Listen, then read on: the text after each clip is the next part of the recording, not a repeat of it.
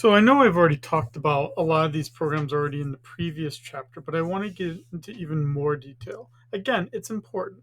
It's important not only for me personally, just because I think these programs do touch our lives at some point in our life. I mean, even if you're fortunate enough not to be poor, Medicare at least will touch your life at some point.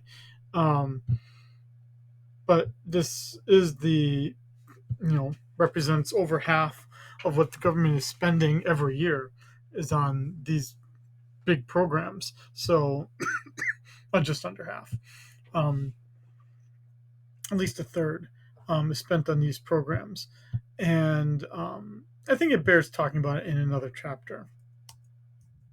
So let's do that. So let's start with Medicaid. Medicaid, again, is health care for the poor. You get it during the Johnson administration as part of the Great Society program. With Johnson, we're going to talk about some of the other programs in 2 weeks, like Head Start, food stamp program, other things like that. But the idea here was that by 1967, we had health care for the poor. Um, it's paid for by the states. Um, and most of it's paid for by the states, and then the federal government provides another part of it, and it's different in each state. Um, so some states are more generous with their Medicaid than others in terms of how they administer it.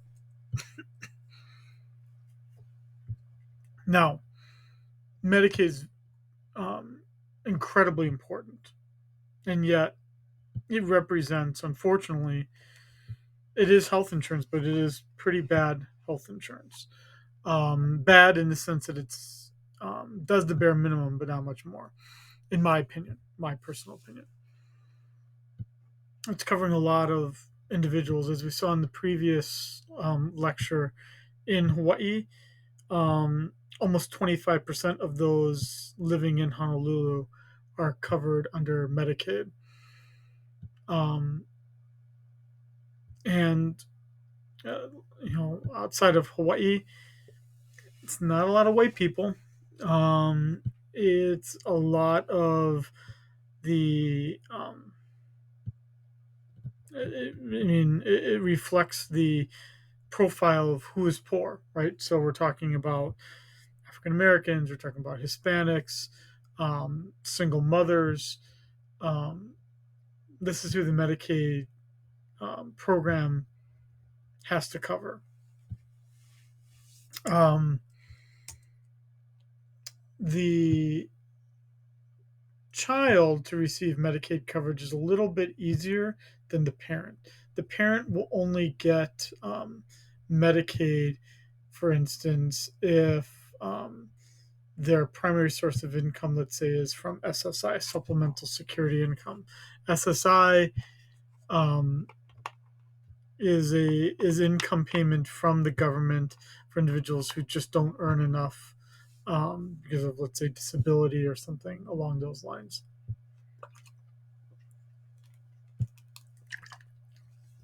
But um, Medicaid, just because you're poor doesn't mean you'll get Medicaid. In fact, as we see with the last major bullet point here, about half of those who are earning less than the poverty line still do not get Medicaid. Why is the question? Because states administer the program. So some states like New York State is much more generous in deciding who is poor. And so, you know, you don't have to be desperately, desperately poor before you can qualify for Medicaid. Florida, I'm not picking on Florida, but Florida is easy to pick on here.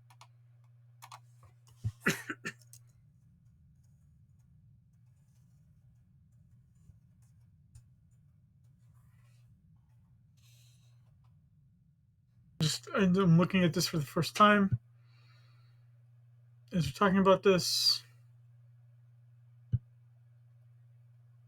My Google history must be so interesting. Um,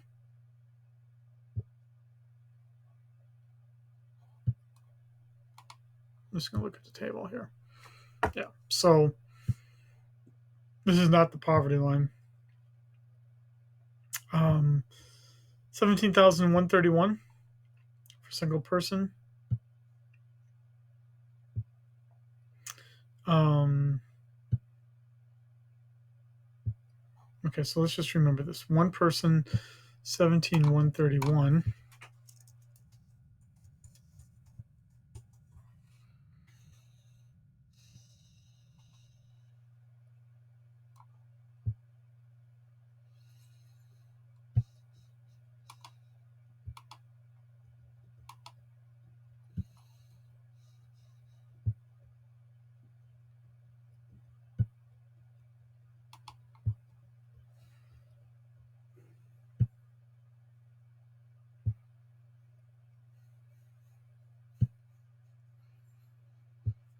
So notice what they do here. They separate it out if you have children or not, um, which Florida did not. Well, so how? In what way then is New York more generous? In a sense, um, here we see that if you've got children, you actually can earn as little as $11,200 a year, and you will qualify for Medicaid. In Florida, you have to be earning $17,000 or less to get Medicaid. So if you earn 15,000 a year, which is very very little, um, let's say, and again, you have kids, obviously you wouldn't be a family size of one, you'd be a family size of two. Um, the state is, in this case, New York State is being more proactive in providing the coverage for the whole family with children involved than not. And Florida is not caring. Okay. Um, it's about a 50-50 sharing. Federal government pays about 50% as a block grant to the state, and then the state is picking up the rest and then is then administering the program. The federal government is setting up the guidelines for what is to be covered or not. And again, some states manage this risk better than others, manage that program better than others. States do have a little bit of leeward as well. Abortions being one of the key ones that, some states Medicaid does not cover abortions, and I would suspect in a state like Texas, it obviously probably would not cover an abortion. Um, I can't stress it enough. The third bullet point is probably, I think, in my opinion, the key weakness of the Medicaid program. Unlike Medicare, um, which almost all doctors accept, Medicaid, doctors have a choice. Um, if they accept even one Medicaid patient, they have to accept them all.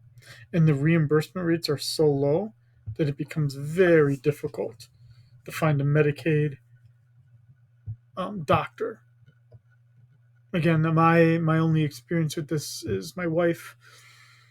That, when my wife and I very first met, before we were married, um, she was on Medicaid, and dude, we would have to drive around forever to get her the care, just regular care that she would need.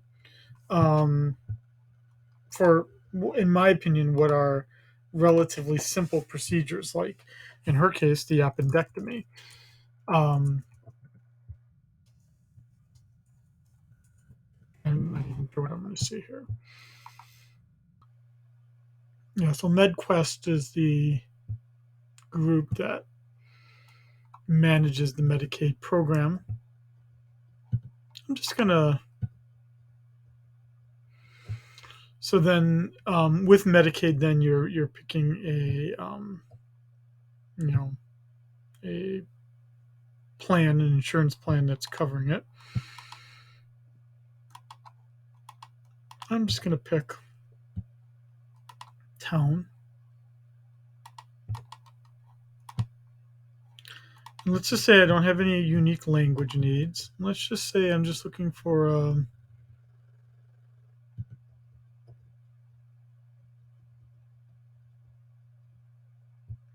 let's say I'm looking for a gynecologist. And let's say that I'm taking HMSA. I'm not sure. I'm not sure what this is going to reveal. Might be a lot. Might not be enough.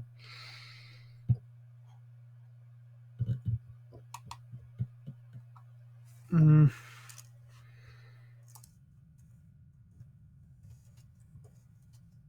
Oh, I have to see. I have to enter in a provider's name. Um, I don't know.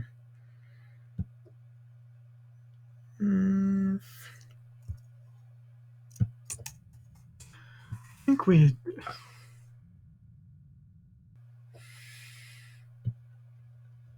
Yeah, this is a provider. We know you can use with HMSA if your plan is coming from an employer, but obviously is not being covered under Medicaid. Um, I don't really know any. Let's pick my children's pediatrician. That's an easy one. Sia. Let's see if Dr. Sia takes Medicaid.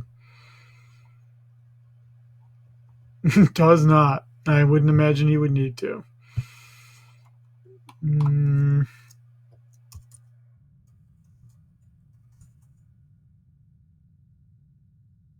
nope, she doesn't either. Yeah, so I mean, you pick your people. I don't think you're going to find um, a lot. Um, it's not a. Let's look at the fee schedule. Actually, this is, I mean, I'm not. Um,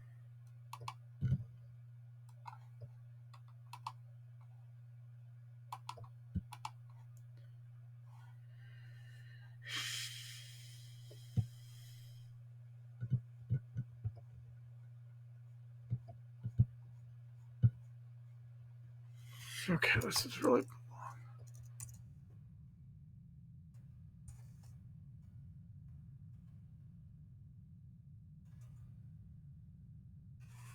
delivery.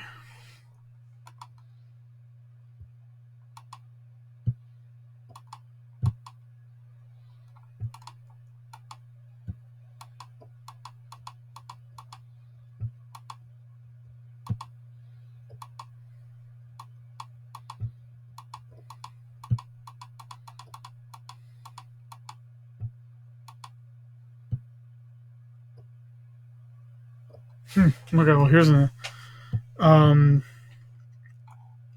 obstetric care after you've delivered a child in a traditional fashion, vaginal delivery, $1,000. My memory serves me right. I think with my employer coverage, it was like $5,000 or $6,000. Look at this one. Just the delivery, then the vaginal delivery itself, $620. That or even let's say you need even more specialty care like a cesarean delivery. That's only $1,500. We're talking about this represents about 10% of what my employer provided insurance is providing. So I'm not critiquing the doctor who doesn't take Medicaid because they're not like, charity either. I mean, I'm not sure what kind of doctor is going to want to take that kind of care. Well, I can tell you when my wife had this kind of coverage, and it was usually a very, very old doctor who felt it was like kind of their duty to provide that kind of coverage. Um, to get something like this, it must be like saving your life for them to spend this much.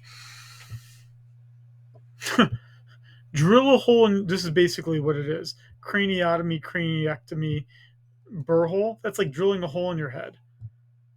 And they'll pay you $1,300, dude. That's pretty hardcore. With not a lot of payment. Okay, let's go back to this. Um, Probably the biggest way that Medicaid is used would be that when a person is in the nursing home and they haven't saved for nursing home care, which they may need for many years, Medicaid in a state typically does pay for that. And that becomes a very big expense for the Medicaid program. So it's not even necessarily the poor of a younger age, but really the poor of an older age. Again, Medicaid can cover um, Medicare expenses that aren't covered if you're both poor and elderly. So the two working together with each other. In Hawaii, this is under the Quest program. It's not a lot. Um, just look at that. Children are half of the participants, yet it's only 20% of the expenses. I want you to really focus on that second bullet point. We are able to cover children incredibly cheaply because, like in healthcare, the costs for taking care of a problem earlier are so much cheaper. And they really, truly are. And it's not very expensive to take care of their needs. For those over age 65, that's 10% of the Medicaid population, but the same amount of expenses, 20%. So, um, there you go, right there. That's the, um, in that case, um, covering children in some sense should be a priority in terms of getting bang for our buck here. Um, you know, my wife again is in finance, and she deals with people who, are um, saving, trying to save for potential nursing home expenses. It's pretty difficult um, to avoid nursing home care at some point in your life. Um, and the government will only pay out once you've paid all of your assets out, like selling your home, selling all of your assets, using up all of your assets to pay for healthcare before the state government will pay out anything. And you can't just, as an old person, you can't just give your money away and hope that then the state will come in and pay it out, because they will look back 2 years and ensure that if you, the grandmother or grandfather, gave big gifts to your grandkids and then are requesting that the state pay for the healthcare coverage, the state is going to look back and see that you gave that you had these withdrawals in your money, and they will ensure that you have to pay those amounts before Medicaid will kick in. Um, so the big way that Medicaid tries to save money, um, and the state has an incentive for Medicaid to try to be able to save some money, is by using HMOs to manage the care. So Kaiser is a perfect example of here in Hawaii of how Medicaid expenses can be controlled for. Let's go back here. Let's do my pediatricians, and now let's go to Kaiser. And let's say I'm looking for a pediatrician. Now I've got 58 pediatricians that my kids can see if I'm at Kaiser. Actually, this is pretty bad then. So is this basically telling me there's no HMSA managed Medicaid pediatrician? Oh no, it's saying there's 165. Okay, that's redeeming at least. Oh, but um,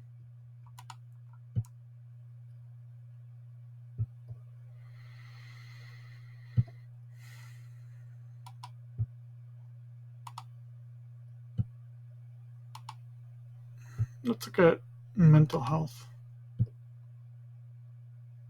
That's sad. No psychiatrists in HMSA that are accepting new patients.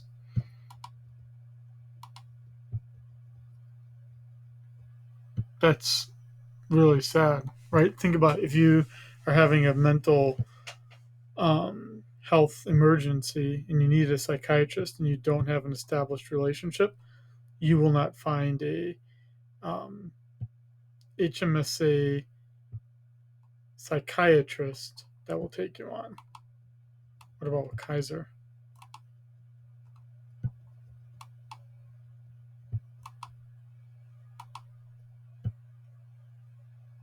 17 at least.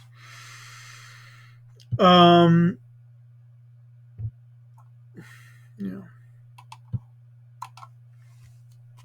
So Medicaid patients, their costs are being controlled for by the state then administering the program through insurance companies, and we see this here that um, the managed care providers would be these agencies here.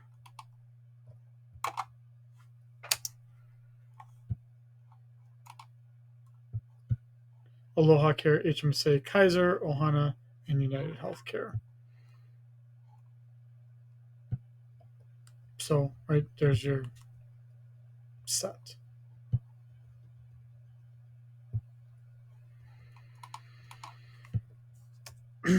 Then we got Medicare program.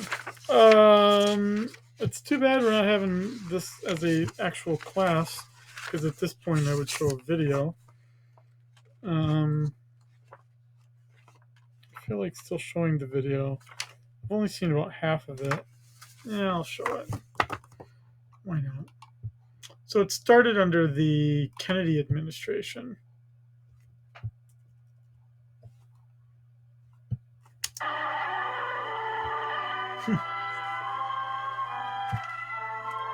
So this would be the movie they're making right before, I guess in this case, JFK is being assassinated, before the Medicare program comes into existence.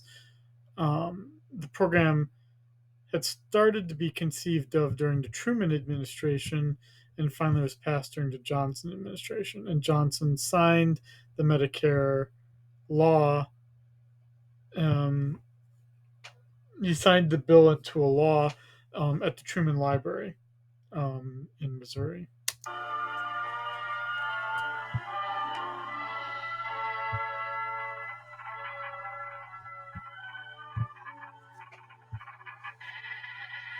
Know what a quarter a week can buy?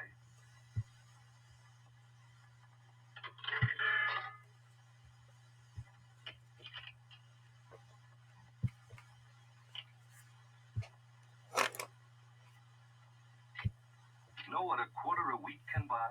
Think about it. There's one quarter a week you'll thank yourself for spending.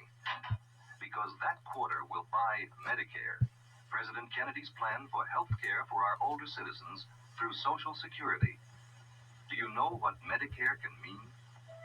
For senior citizens 65 and over, it can mean up to 90 days, 3 months of hospitalization.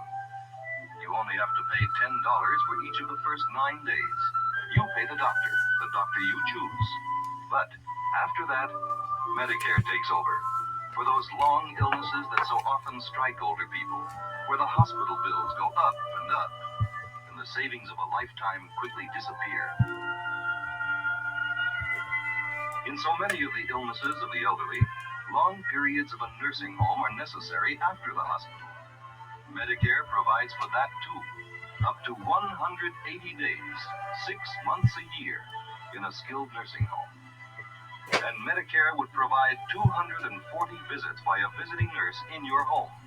Okay, right. So all these amounts we're talking about aren't exactly the same here, but right, you're getting this notion right there. They're talking about, you're seeing kind of these images here on the bottom, old people that basically need the healthcare coverage, and that we're going to provide them that coverage with this plan. Now, JFK probably wouldn't have been able to pull it off, but because he got assassinated, then people felt bad, and then the Johnson administration was able to pull it off.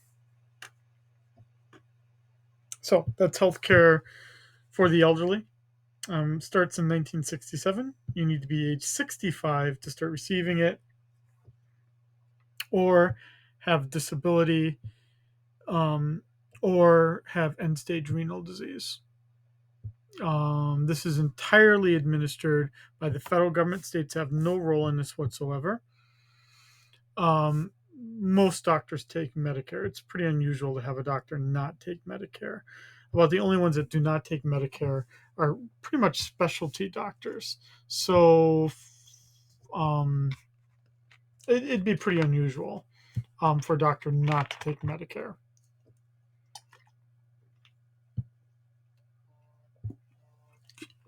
Now, let me pause here.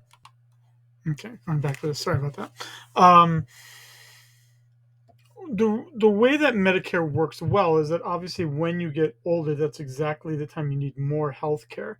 And what Medicare does is it avoids the adverse selection problem because all old people have access to the health care coverage, at least those who have worked long enough. You generally need a certain amount of work history to be eligible for Medicare. I think it's about 2 years or 3 years of work before you're Medicare eligible. And it avoids again this adverse selection problem and gets you a group of individuals. Um, um, Social Security, together with Medicare, has basically, for the most part, eliminated poverty in the United States. Um, it's less than 10%. Whereas poverty among children is over 20%. Now, I like my grandparents and I like my parents just as much as the next person. Personally, again, me personally, I think that's a bit unfair. It probably reflects the priorities of people who vote and all that kind of stuff, but it's unfair. Um, Medicare does serve a purpose. It does reduce poverty quite significantly. Um, and it's good that we have it.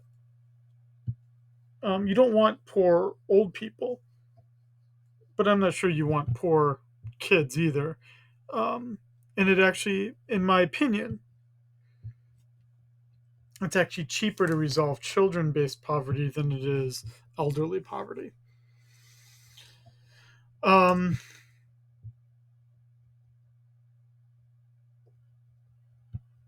the Medicare program itself is becoming more expensive. It's becoming more expensive because care is becoming more expensive. The kinds of coverage they're getting, the services, even the debate we're having now about Alzheimer's drugs, this drug that's supposed to cost many thousands of dollars a year, um, is, if it becomes Medicare eligible, then Medicare costs will go up quite a bit. And most of the healthcare costs are really in the last few months of a person's life, typically. And Medicare would be paying that. And Medicare costs are obviously going up quite significantly. And we see that here. Medicare is more expensive because the healthcare we have available to the elderly is more expensive. Um, the this Don't worry about this. I'm not going to ask anything about retrospective payments. Um, I've already talked about A and B. A, again, everyone gets it by virtue of the fact that you worked for a certain period of time. covers your hospital visits. B pays for your doctor visits, regular care. You can choose to get it or not, but it would be pretty dumb to not get it once you turn 65 and you pay about $170 a month as a monthly premium. And I've already talked about um, this. Um,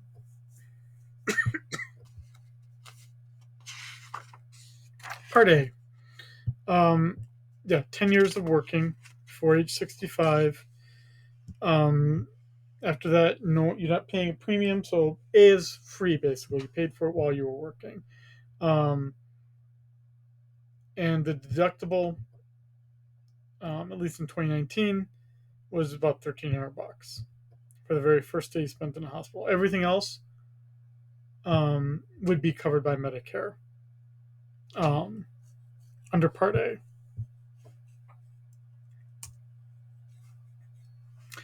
After that first day, when you pay that first 1,300 and some dollars, then they're going to pay for the next 60 days of all that you need. And then it's tiered. So then from 60 to 90 days, they pay a little bit less. And after 90 days, they pay even a little less than that. 90 days is kind of the cutoff, though. What happens is that um, after 90 days, um, they're going to try to push you to hospice or a rehabilitation facility. They don't want you sitting around in the hospital because hospitals are more expensive. Um, what does a hospital get? Well, what a hospital does, and what the medical facility needs to do, is they have to estimate how sickly of a person are you. They have to create what's called a diagnosis related group. And so they're going to get paid not based on exactly what they deliver for you, but basically what your problems are that brought you to the hospital in the first place, and then what Medicare thinks it's going to take for you to resolve those problems. And Medicare will get part of its money back if you end up having to go back to the hospital because they didn't take care of you well enough. Then you've got Part B. Well, in 2019, the premium is now about $170 a month. The deductible is about the same. It's about $185 a year.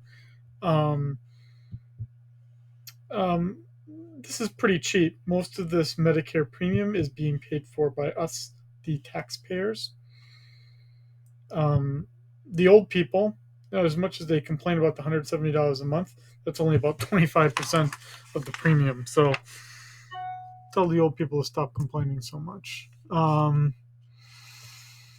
Okay. Let's not worry about the prospective payments. Now, um,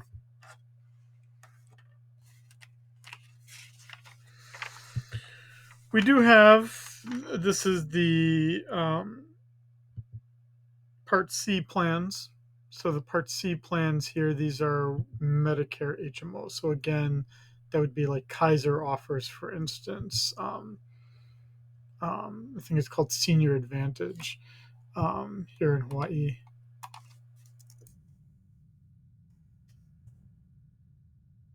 Yeah, and they're pretty cheap.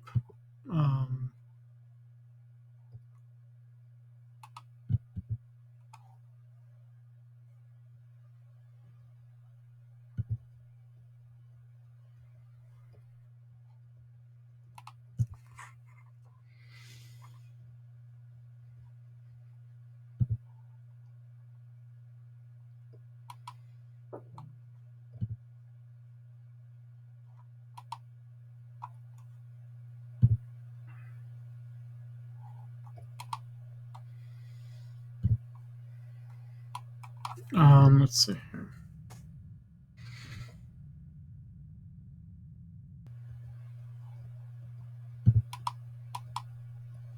What? Medicare Advantage plans? I just said my.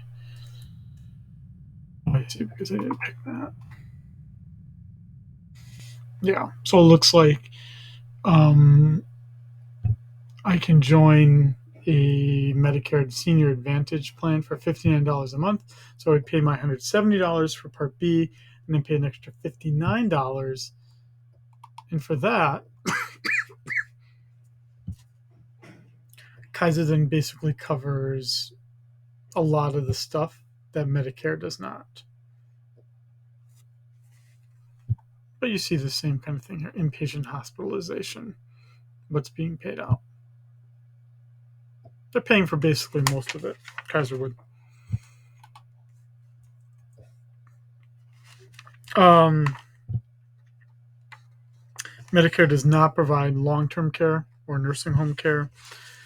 You need to buy a private plan to cover those things. And there's not a lot of companies that offer that kind of coverage anymore. So that becomes part of the difficulty.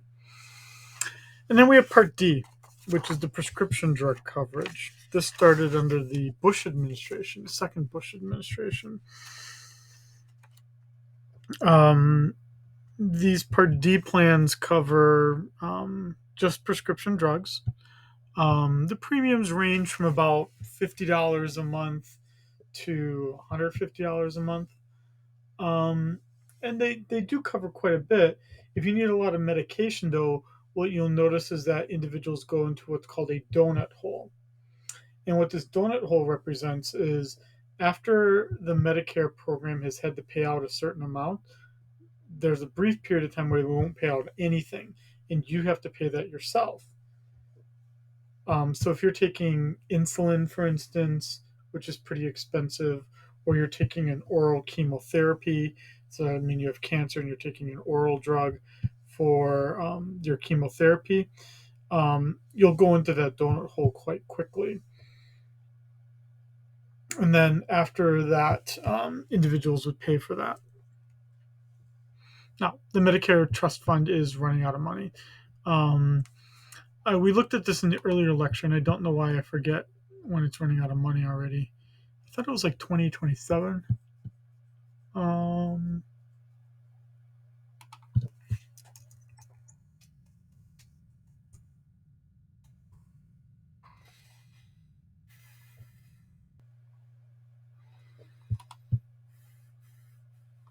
I know I already looked at this.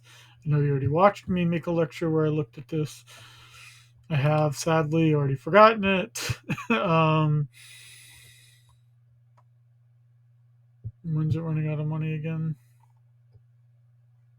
Someone is yelling at their screen right now, shouting it runs out of money in 2026.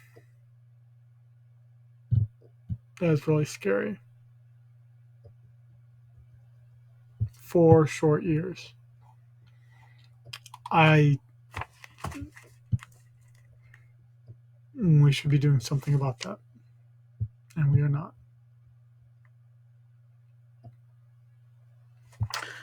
It's sad because of how many people rely on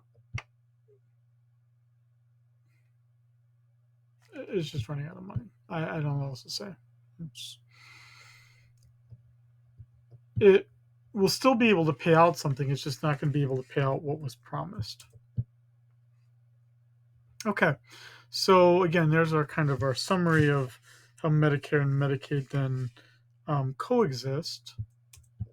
Now I want to finish the lecture by talking about Chip. Chip is not the frat guy who, talks about ski trips. Nope, Chip is the Children's Health Insurance Program. I hope that, again, one of the themes you're seeing here as I talk about things is that taking care of kids is actually very, very cheap, meaning taking care of their basic needs in terms of school lunch, in terms of healthcare, in terms of basic needs is very cheap. And my personal opinion, we just don't cover it enough, given what the potential benefits are. CHIP is an example of this. So, what is CHIP? Let's say that I've got a job for kind of a shitty employer who offers pretty good individual health care coverage, meaning for me, the employee, but offers terrible family coverage. and let's say I don't get a lot of money at my job, well, then I might just say, dude, I'm sorry, I love my family, but I can't afford their coverage. Well, what CHIP is designed to do is it allows me to have a job, to be earning money, to cover me and my spouse, let's say, with our employments, but I don't have to pay for my kids because I'm not making a lot of money. My employer's not helping me out. So the government will provide the healthcare coverage just for the kids. Doesn't cost a lot of money, 17 billion bucks a year.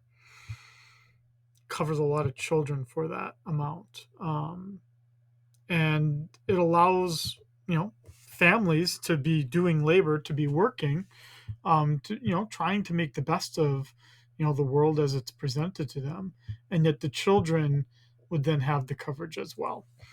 Um, and it turns out to be a pretty effective program that came about during the Clinton administration. Um, in some sense, it kind of had to, because as much as some of you may have think of Clinton as a Democrat, he was actually the one president that actually largely dismantled um, the welfare program, and in working with the Republicans that had kind of come into office more strongly under like Newt Gingrich. They wanted they had created this notion that people on welfare are lazy, so they're not working hard enough, and so they got them to they made poor people have to work basically, and so they um, had to start the CHIP program to kind of cover this hole for children coverage, even when the parents are working.